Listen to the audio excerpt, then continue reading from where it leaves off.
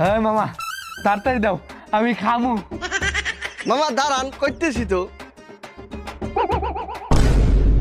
এ মামা আপনি মুখ বন্ধ করেন, মুখে তো মাছি ঢুকে বমি করে দেবে। ওই ভাই তাড়াতাড়ি যাও না, তাড়াতাড়ি যাও।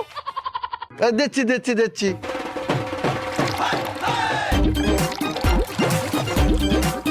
এই লেন আখের শরবত খান, মইরে যান, হ্যাঁ মজা পান।